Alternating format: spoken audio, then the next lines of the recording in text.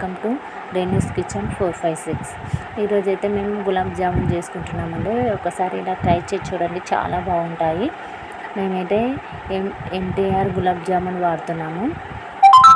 ఇలా ఒక packet cut చేసి ఒక బౌల్లో వేసుకోవాలి.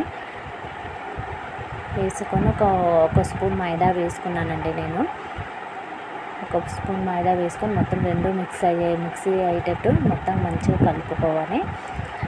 ఇప్పుడు గోరెచ్చని పాలు అంటే కాచి చల్లార్చిన పాలు కొద్దిగా పోసుకుంటా పోసుకుంటా మెత్తగా కలుపుకోవాలి. ఒకటేసారి పోసేసినామండి లూజ్ అవుతుంది కాబట్టి కొద్దిగా పోసుకోవాలి. పాలు పోసుకొని కలుపుకోవాలి.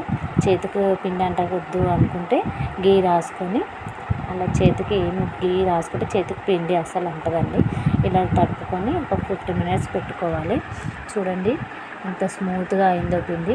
ఇప్పుడు బాల్స్ లాగా చేసుకోవాలి, జామున్ లాగా. రెండు అరచేతుల మధ్యలో పిండి ఇంత చిన్నగా తీసుకొని చాలా ప్రెస్ చేసుకుంటూ రౌండ్గా చేయాలి.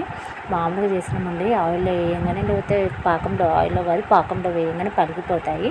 కాబట్టి పగలకుండా ఉండాలంటే చాలా రెండిటి మధ్యలో అరచేతుల మధ్యలో ప్రెస్ చేసుకుంటూ గట్టిగా చేసుకొని పెట్టుకోవాలి. పెట్టుకున్న తర్వాత ఇలా డీప్ ఫ్రైకి ఆయిల్ పెట్టుకొని అందులో కొన్ని వేసుకుంటూ డీప్ ఫ్రై చేసుకోవాలన్నమాట.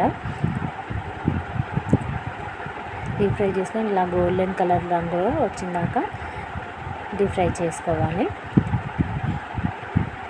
ఇలాగే అన్నీ కూడా చేసి పక్కన పెట్టుకోవాలండి. పక్కన పెట్టుకొని తీసేస్తాను. గోల్డెన్ కలర్ రంగులోకి వచ్చాయి కాబట్టి తీసేసి ఇలా చూడండి నేను అలాగే అన్నీ డీప్ ఫ్రై చేసుకోవాలి. ఒక వేలాగా అన్నీ చేసుకున్నాను చూడండి. ఇప్పుడు మనం పాకం రెడీ చేసుకోవాలి. నేను ముందుగానే రెడీ చేసి పెట్టుకున్నాను. ఫస్ట్ గ్లాస్ చూస్తున్నాను.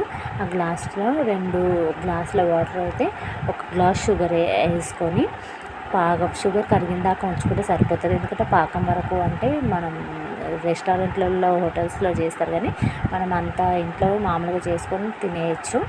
ఒకసారి చూడండి, ఇది చక్కెర అంతా కరిగిపోయింది కదా, వాటర్ మరుగుతున్నాయి. దాంట్లో మనం ఇలాచీ పౌడర్ కూడా వేసుకోవచ్చు. ఇష్టం ఉన్నది, స్మెల్ ఇష్టం ఉంటే. ఆ వేడిగా ఉన్నప్పుడు మాత్రమే జామున్స్ మనం యాడ్ చేసేసుకొని మూత పెట్టేసి ఒక 15 minutes అయినాక చూస్తే ఇలా ఉబ్బుతాయండి అవి. చూడండి ఎంత స్మూత్గా ఉందో లోపల.